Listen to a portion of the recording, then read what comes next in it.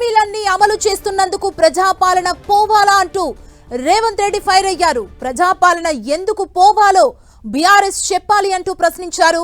ప్రజాపాలన పోవాలి, పాపాల భైరవుడు రావాలా అంటూ సీఎం రేవంత్ రెడ్డి మాట్లాడడం జరిగింది. కార్యకర్తల కష్టంతో ఈ ప్రభుత్వం వచ్చిందంటూ పేర్కొన్నారు. ఆర్టీసీ బస్సుల్లో మహిళలకు ఉచితంగా ప్రయాణం కల్పిస్తున్నాం. మొదటి ఏడాదిలోనే 70,000 ప్రభుత్వ ఉద్యోగాలు ఇచ్చామంటూ చెప్పుకొచ్చారు. ఇక ప్రతి ఏడాది 2,50,00,000 టన్నుల బియ్యాన్ని కొనుగోలు చేస్తున్నామంటూ రేవంత్ రెడ్డి మాట్లాడడం జరిగింది. 1 కోటి మంది ఆడబిడ్డలకు ఇందిరమ్మ చీరలను పంపిణీ చేశాం. మరోవైపు 20 లక్షల కోట్లను ఖర్చు చేశామంటూ రేవంత్ రెడ్డి మాట్లాడారు.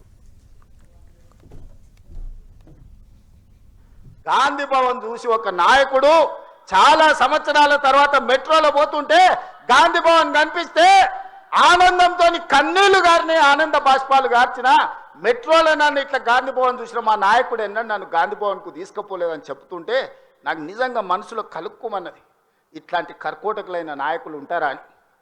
అలాంటి నాయకుని కూడా జగిత్యాల ప్రజలు 14 సార్లు బీమా ఇస్తే ఎన్నో సార్లు ఓడిపోయినా వదలకుంటేనే ఆయన వెనకాల నిలబడి ఆయన అండగా నిలబడి ఆయన భుజాల మీద మోస్తే 1 ఏడాది పదవి లేకపోతే మీ గుండెల మీద దాన్ని మిమ్మల్ని మోసం చేసి పారిపోతాడా అని నేను అడుగుతున్న మిత్రులారా, ఇది న్యాయమా? ఇదేనా నీ జాతి, నీ నీతి? ఈ వయసులో నువ్వు 40 ఏళ్ళు నీ జెండా మోసి నిన్ను మోసిన కార్యకర్తల గుండెల మీద దాన్ని మోసం చేసి శత్రు శంతను కడుపు నిండా విషమే. విషమున్నోడు ఇవాళ కడుపులో కత్తులు పెట్టుకొని కౌగిలించుకుంటారు. చూస్తున్నాం. ఆయన ప్రభుత్వం వస్తాడంటే ఈయనకు పదవి ఇస్తాడంట. నీకున్న ప్రతిపక్ష హోదా ఊడగొట్టకపోతే నా పేరు మార్చుకుంటా బిడ్డ కేసీఆర్. 2023లో నిన్ను ఓడగొట్టిన, 2024లో నీకు గుండు సున్నా ఇచ్చిన, సర్పంచ్ ఎలక్షన్లో పాతరేసిన, మున్సిపల్ ఎన్నికల్లో ఉప్పు పాతరేసిన, జూబ్లీ హిల్స్ కంటోన్మెంట్లో నీకు గోరి కట్టినా వచ్చేసారి ఆ గోరి మీద మా కాంగ్రెస్ పార్టీ కార్యకర్తలు జెండా ఎగరేస్తారు. ఇదేనా సవాల్?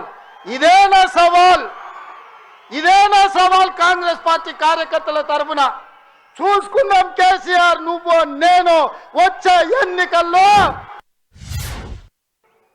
నీ నెత్తి మీద దరిద్రం ఉండి నువ్వు జగిత్యాలలో ఓడిపోతే ప్రజలు తిరస్కరిస్తే నీకు మంత్రి పదవి ఇవ్వకపోతే ప్రజాపాలన పోవాలనా?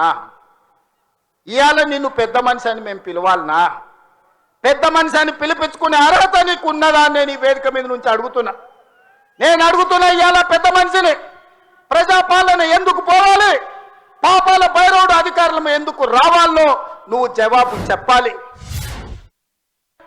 ఈ 40 ఏళ్ళు జగిత్యాల నియోజకవర్గమే కాదు, కరీంనగర్ జిల్లాలో ప్రతి కాంగ్రెస్ పార్టీ కార్యకర్త 14 ఎన్నికల్లో 11 సార్లు ఎమ్మెల్యే, 3 సార్లు ఎంపీ, 1 సారి ఎమ్మెల్సీ, 14-15 సార్లు బీభావిస్తే దుఃఖాన్ని దిగముంగుకొని ఎన్టీఆర్ను వెన్నుపోటు పడిచిన నిన్ను, నాదెండ్ల భాస్కరరావు అనుచరుడైన నిన్ను ఎమ్మెల్యేగా, ఎంపీగా, ఎమ్మెల్సీగా ఏ ఎన్నికల్లో పోటీ చేసినా వేలాది మంది కాంగ్రెస్ పార్టీ కార్యకర్తలు నిన్ను భుజాల మీద మోసిన మాట నిజం కాదా?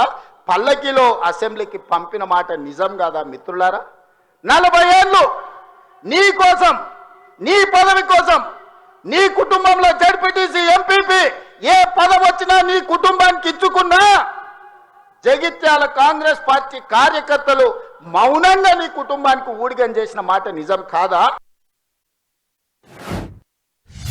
గాంధీ భవన్ చూసి ఒక నాయకుడు చాలా సంవత్సరాల తర్వాత మెట్రోలో పోతుంటే గాంధీ భవన్ కనిపిస్తే ఆనందంతో కన్నీళ్లు గారిని ఆనంద బాష్పాలు గార్చిన మెట్రోలో నన్ను ఇట్లా గాంధీ భవన్ చూసిన మా నాయకుడు ఎన్నో నన్ను గాంధీ భవన్కు తీసుకుపోలేదని చెప్తుంటే నాకు నిజంగా మనసులో కలుక్కుమన్నది.